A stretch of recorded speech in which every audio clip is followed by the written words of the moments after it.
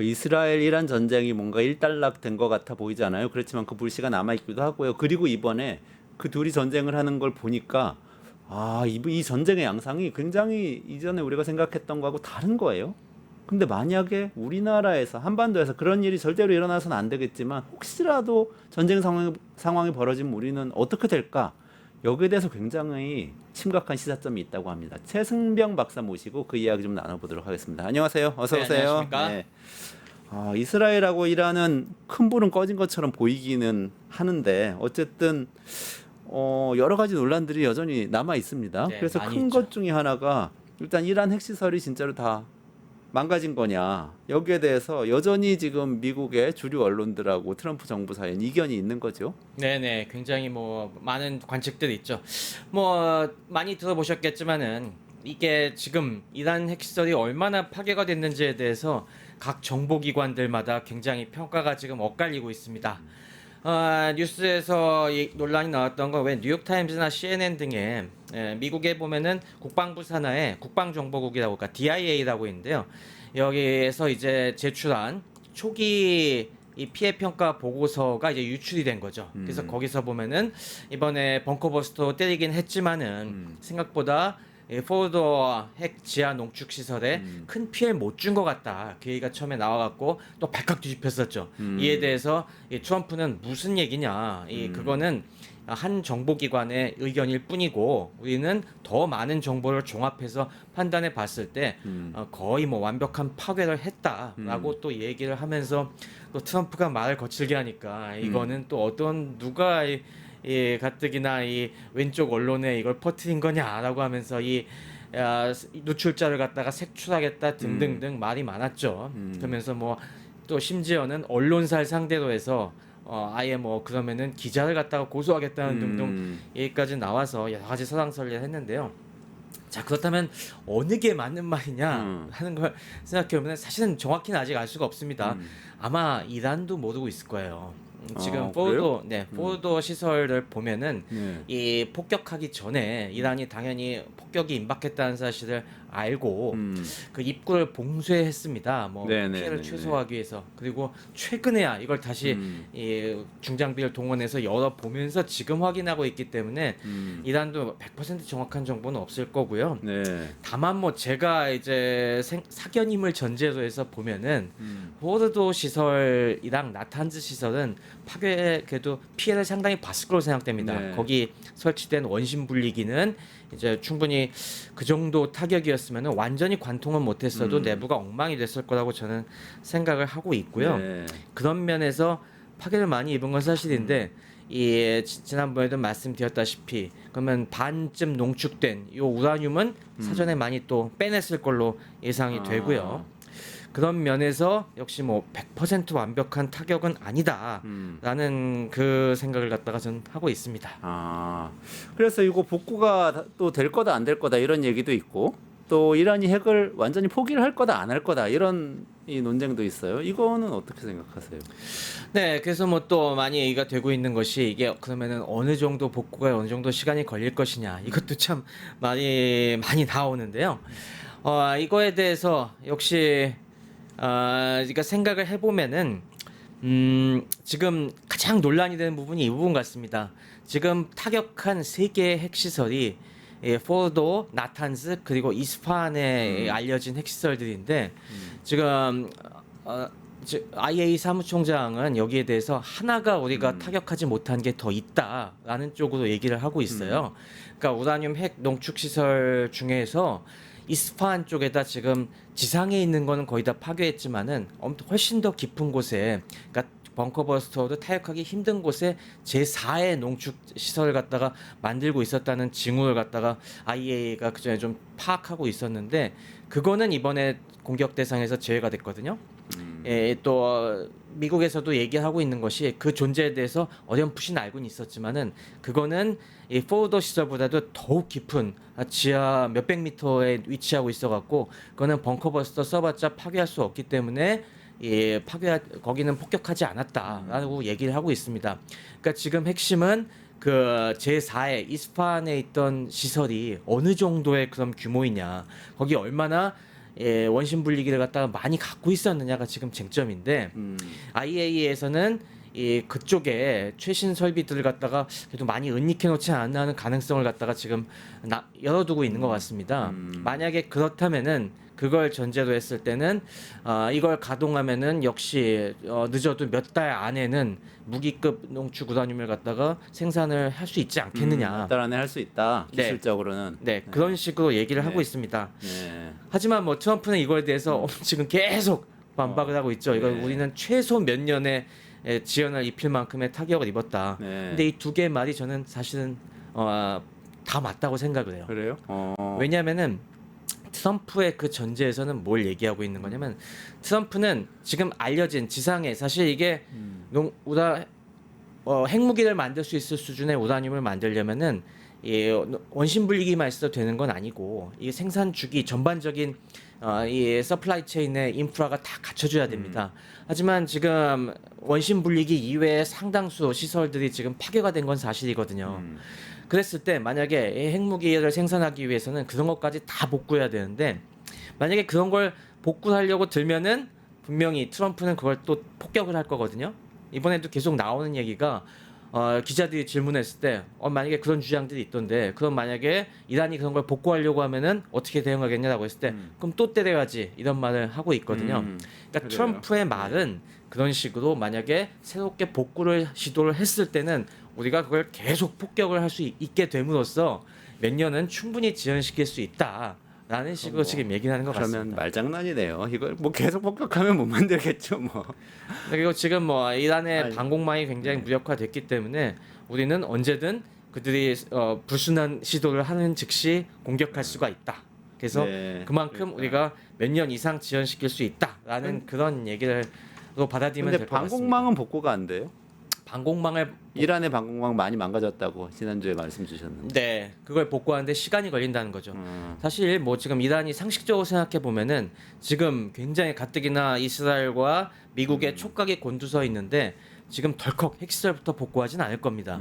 당연히 방공망 먼저 복구를 하고서 이게 웬만큼 단단해졌다고 생각이 될 때 그 다음에 다시 핵시설 복구에 나서겠죠. 근데 복구를 하려면 무기를 들여와야 되는 거죠. 이란도 자체 생산해서 맞습니다. 복구를 할 수는 없는 거죠. 어디서 들여오나요? 미국이 통제해도 들여올 수 있나요? 그걸 들여올 수 있는 유일한 국가가 중국과 러시아겠죠. 중국과 러시아로부터. 중국과 러시아는 뭐 핵기술을 이전하는 데는 소극적이지만은 그럼 방공 시스템 그리고 공군력을 재건하는 데 필요한 무기는 얼마든지 팔려고 들 겁니다. 아, 지금 뭐 안 그래도 며칠 전부터 이제 나온 얘기가 네. 지금 공군이 굉장히 많이 무너졌기 때문에 이번에 왜 카슈미르 분쟁에서 또 라파를 갖다가 떨어뜨렸다는 걸로 유명해진 중국의 J-10C나 이런 맞아요. 그죠 중국제 전투기들을 인도 파키스탄 그죠. 이 전쟁에서 중국제 전투기가 프랑스제 맞습니다. 전투기에 겹쳤던 거죠. 한 대를 갖다가 격추시켰다는 게 거의 정설로 받아들여지고 네. 있죠. 그러다 보니까 이번에도 지금 이란의 방공망이 제대로 역할을 못한 것 중에 하나가 여러 나라들의 무기를 제각각으로 갖춤으로써 백화점식으로 갖춤으로써 이게 통합적으로 운영이 안 됐다는 게 큰 문제였거든요. 그래서 아예 이번에 망가진 김에 싹 중국제로 개비하지 않을까라는 관측들이 있습니다. 그래서 뭐 일단은 이 항공기들은 중국제 J-10C로 그것 또한 뭐 지금 몇백 대 수준의 구매 얘기가 나오고 있는데 그걸로 통일해서 갖추고 아마 그러면은 뭐 조기 경보기나 그런 것도 세트로 갖고 오겠죠. 그렇게 해서 공군은 그렇게 재건하고 대공 미사일 같은 경우는 역시 러시아제를 들여올 것 같습니다. 지금 뭐 이전에도 러시아제 대공 무기들이 많이 있었지만은 이번에 그것도 역시 대량으로 들여와서 어느 정도 딱 구색을 갖춘 다음에 그게 한 몇 년 걸릴 것 같습니다. 뭔가 근데 중국과 러시아는 가만히 있다가 이득을 챙기는 것 같은 그런 느낌이네요. 그렇죠. 딱 무기 중국과 팔고? 러시아의 포지션이 그거죠. 우리가 핵 확산이라는 약았다. 그 대의는 네. 해치지 않지만은 뭐 이란도 당연히 독립국가로서 자위권이 있는데 그거에 대해서 뭐 우리가 못 팔 이유가 뭐가 있냐, 우리가 미국 눈치 볼 필요가 뭐가 있냐 라면서 그 부분은 확실히 팔 겁니다. 그러면서 그러네요. 짭짤하게 챙기겠죠. 게다가 미국이 이렇게 중국을 압박하고 있는 상황에선 중국은 더더욱 미국의 눈치를 볼 필요가 없는 상황일 테고. 네. 그렇군요. 근데 우리 굉장히 좀 저는 경각심을 갖고 공포스럽게 지켜봤던 거는 그 이란의 방공망이 뭐 굉장히 강력한 정도까지는 아니라도 상당히 튼튼할 걸로 많이들 예측을 했었던 것 같은데 네, 맞습니다. 이번에 다 뚫렸잖아요. 근데 우리나라도 생각해 보면 방공망으로 뭔가 혹시라도 그런 일이 있어서는 안 되겠지만 북쪽에서 미사일이 날아오면은 막아야 되는 거잖아요. 네. 방공망이란 게 이게 그렇게 쉽게 뚫리는 건가? 이런 좀 공포가 들었어요. 그렇죠. 이번에도 많은 사람들이 놀란 것이 이스라엘이 이 이란의 방공망을 무력화시키는 과정이었다고 생각이 되는데요.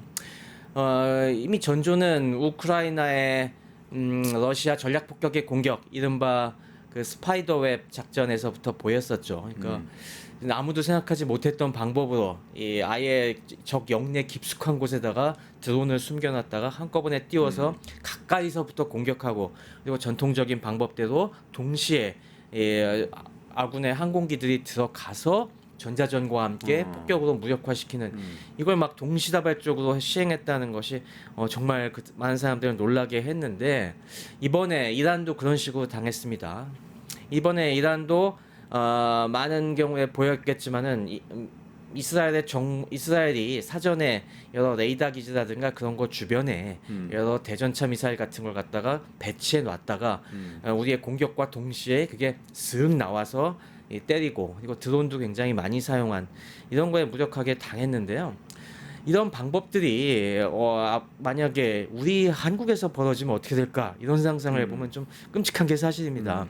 사실 우리나라도 여러 군데 그런 것들 뭐 숨기는 게 그렇게 어렵겠습니까? 만약에 우리 공군 기지들, 레이더 기지들이 사실 상당수가 위치가 노출이 돼 있는데 네. 이 가까운 뭐 민가라든가 그런데 창고 같은데 그런 드론들이 숨어 있다가 갑자기 떠서 동시다발적으로 공격을 하면은 과연 우리의 시설들은 얼마나 이게 대비가 돼 있는지, 사실 우리 공군 기지를 어디 있는지 다 아시지 않습니까? 그래서 네. 주변에 뭐 숨길 때도 한두 군데가 아니고요. 그래서 이런 동시다발적인 그런 입체적인 공격이 만약에 펼쳐졌을 때 그럼 우리가 그거에 대항하는 충분한 무기체가 있느냐?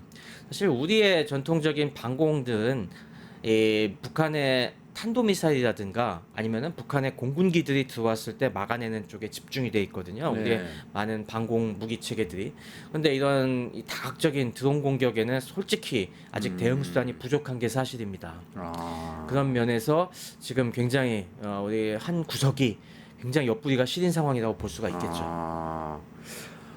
진짜 지금 그 스파이더웹 이야기를 하시니까 이게 네. 정말 무시무시하다는 그런 생각이 드는데요. 그러면 이런 관점에서 보면 어때요? 우리나라 무기 체계를 지금 볼 때 그런 방식의 전쟁이 혹시라도 벌어진다고 할 때 대응을 할 수 있나요? 아니면 뭔가 부족한 점이 있다면 어떤 점이 부족한가요? 부족한 점이 많습니다. 일단 이번 전쟁들에서 계속 보시다시피 지금 러시아 우크라이나 전쟁과 뭐 이스라엘 하마스 전쟁, 이스라엘 이란 전쟁에서 역시 보이는 거는 공격을 할 때는 다각적인 수단으로 한꺼번에 공격하는 쪽이 유리하다는 것이 확실히 드러났습니다. 하마스도 그렇게 했었죠. 그렇죠. 하마스도 그 당시 굉장히 기습적으로 네. 아예 이스라엘의 아이언돔이 기능하지 못하게 한꺼번에 이게 좀 구식이지만 로켓탄을 몇천 발씩 쏴갖고 네. 한꺼번에 그 무력화, 이게 너무 많은 수가 갑자기 덮치니까 이게 다 대응을 못하고 무력화되는 틈을 타서 네, 큰 네, 피해를 입혔지 않습니까? 네.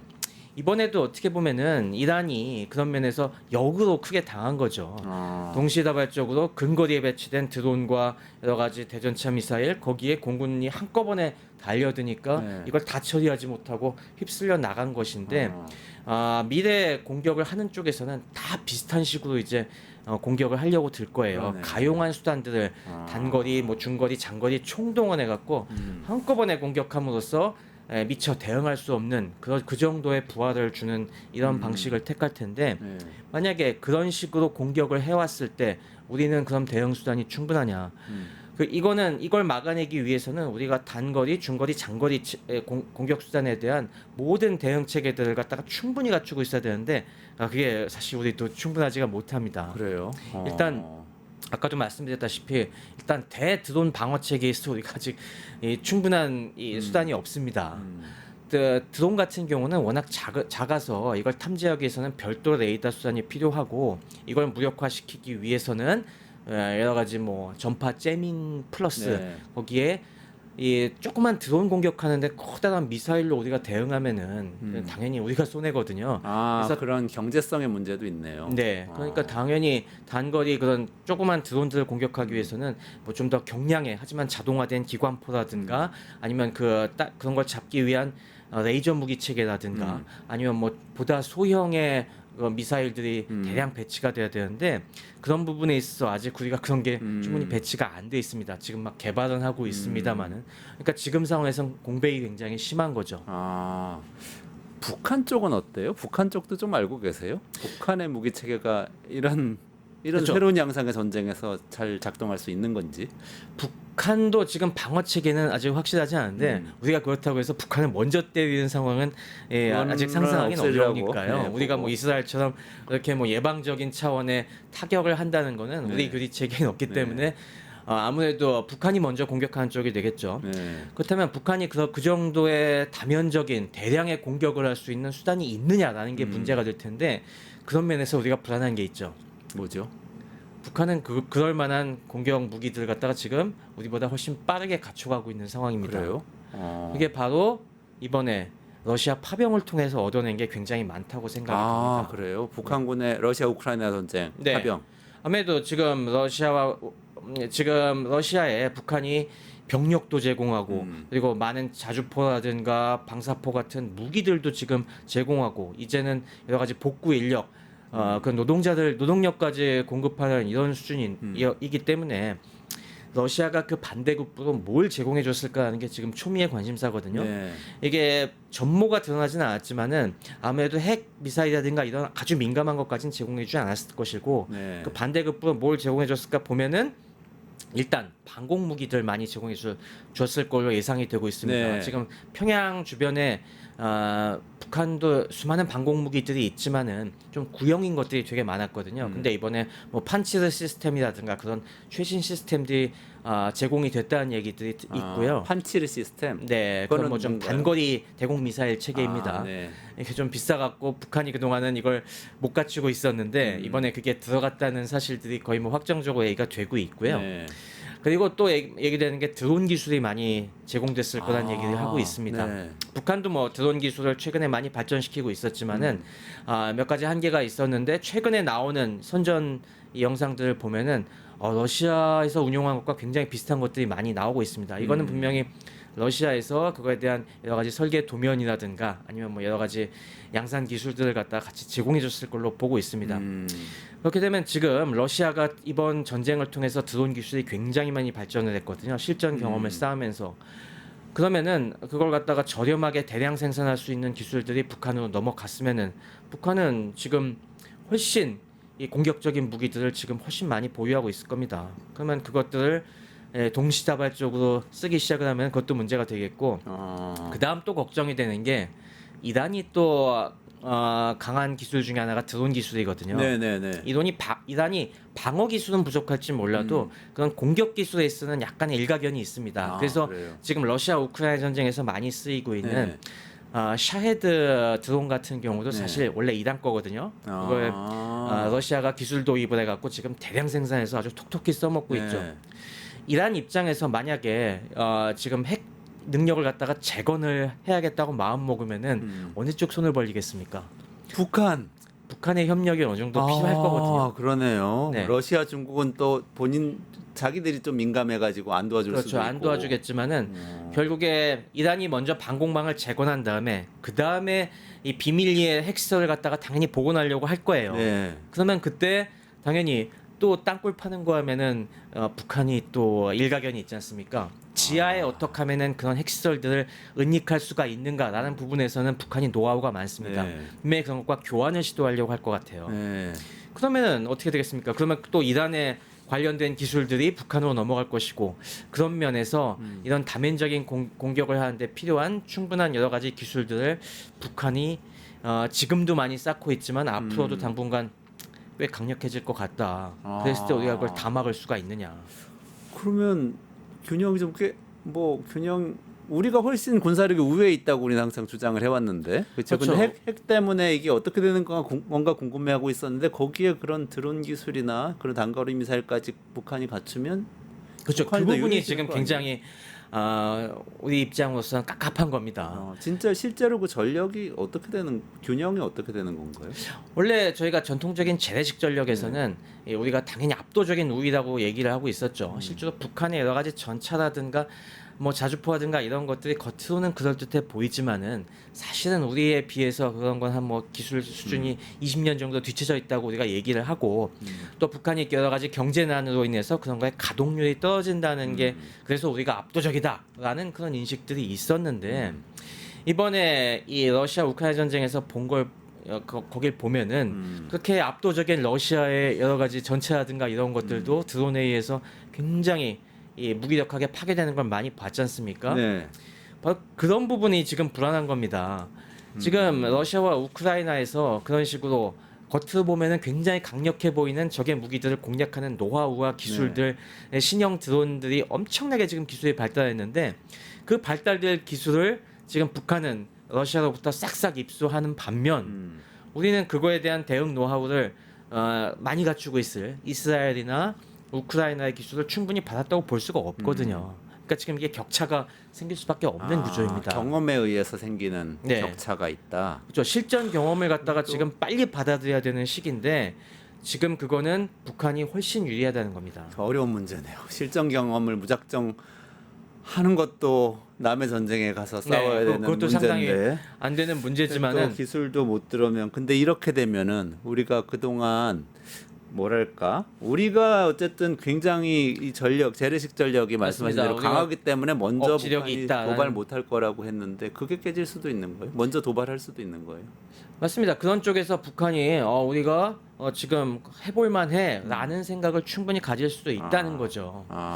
우리가 지금 그러니까 뭐 이게 항상 뭐든지 이 우위라는 게 영구적인 우위는 없지 않습니까? 네. 일시적인 우위인데 지금 북한이 러시아와 이란의 실전 기술을 갖다가 빨리 받아들여 갖고 이러한 좀 드론이라든가 새로운 무기 체계들에 대한 우위를 갖다가 만약에 확보를 한다면은 네. 이걸 또 안 써먹고 그냥 지나쳐 버리기엔 되게 아쉽잖아요. 네. 시간이 지나면은 우리도 당연히 여러 가지 그거에 대한 대응 수단을 마련할 텐데 그러면은 어떤 순간에는 야 핵무기는 못 쓰겠지만 이런 거는 한번 써서 우리가 남북 관계에 있어 우위를 점해 볼 수 있지 않을까 하는 구상을 할 수도 있다는 거죠. 그럼 우리는 어떻게 지금부터 그러면 네. 그런 사실들을 다 전제로 하고 지금부터 어떻게 이 전략을 짜가야 되죠?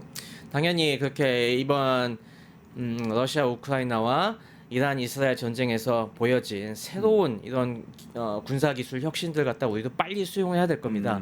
다만 이게 시간이 걸리지 않습니까? 네. 이게 뭐 당장 몇 달 안에 되는 것도 아니기 네. 때문에 그래서 오히려 우리가 요즘 시간을 벌어야 하는 쪽이 우리일지 모르겠다는 생각을 요즘 하고 있어요. 저는. 북한보다 네. 다행히 아직까지는 북한이 뭐 오히려 이게 우리 전혀 다른 두 나라예요. 뭐 그러면서 뭔가 네. 이렇게 오히려 안 엮이려고 하는 느낌도 있어요. 시간을 벌기에는 좋을 것 같기도 한데 네. 시간을 벌려면 시간을 어떻게 해야 되지? 벌려면은 뭐 그러니까 뭐 이게 내키건 내키지 않건 우리도 뭐 너무 북한에 몰아붙인다든가 그러지 말고 일단은 달랠 상황인 것 같아요. 이게 뭐 북한이 진정성 있게 그거에 응할지는 여전히 네. 미지수지만은 대화를 해야 한다. 우리 입장에서도 그러니까 뭐 꼭 대화가 잘 될지는 모르겠지만은 너무 거슬리게 서로 막 네네네. 이제 적대적으로 하는 거는 오히려 우리가 지금 피해야 되는 시기인가 아닌가 저는 그런 생각을 하고 있습니다. 오히려 네.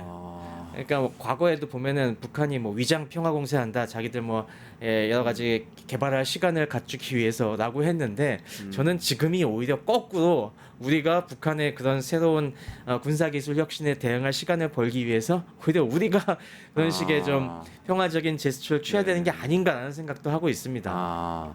평화적인 제스처를 취하면서 네. 뭘 준비를 해야 되죠? 그러면 구체적으로. 네, 일단은 이번에 드러난 여러 가지 뭐 드론이라든가 자율 공격 무기 체계들 이런 것들에 대한 방어 수단을 확보해야겠죠. 그런 것들은 당연히 여러 가지 특화된 감지 시스템 그리고 북한의 공격에 대한 감시 시스템 플러스 무력화할 수 있는 여러 가지 뭐 그 제밍 장비들을 갖다 훨씬 더 많이 보급을 하고 아까 얘기한 대로 단거리 방어 여러 무기들을 갖다가 우리도 빨리 개발해서 배치하는 수준까지 이제 가야 될 것이고요.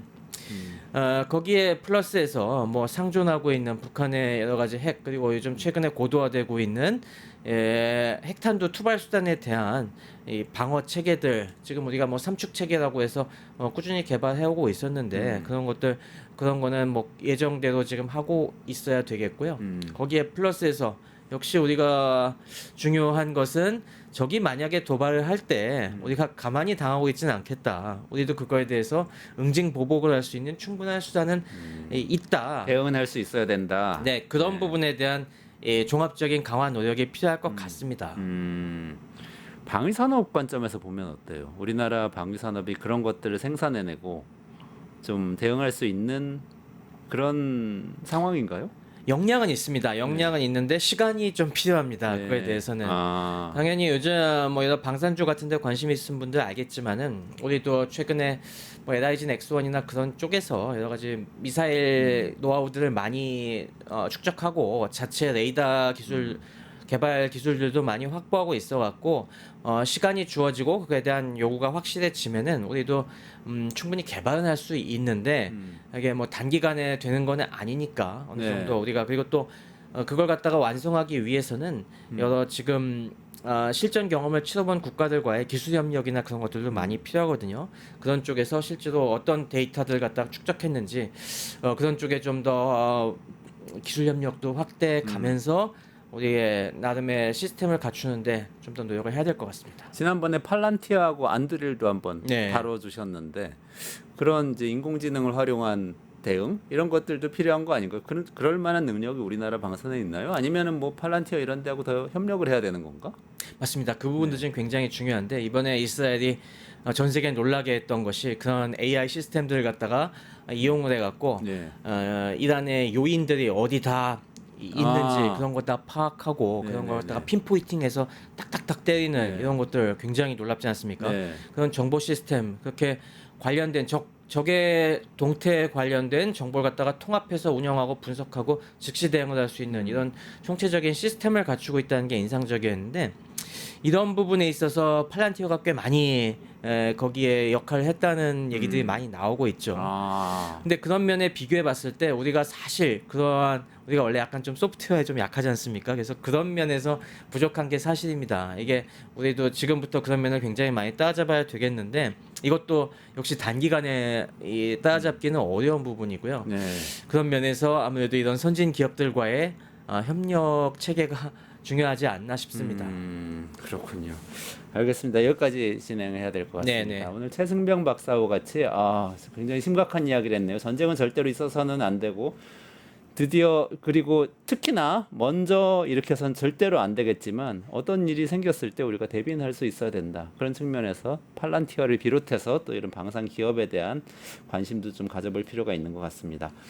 이원재 끝내주는 경제는 매일 오후 5시 50분에 진행합니다. 라이브로 내일도 찾아뵙도록 하겠습니다. 최승병 박사와 같이 여기서 인사드리고 물러가겠습니다. 고맙습니다. 감사합니다.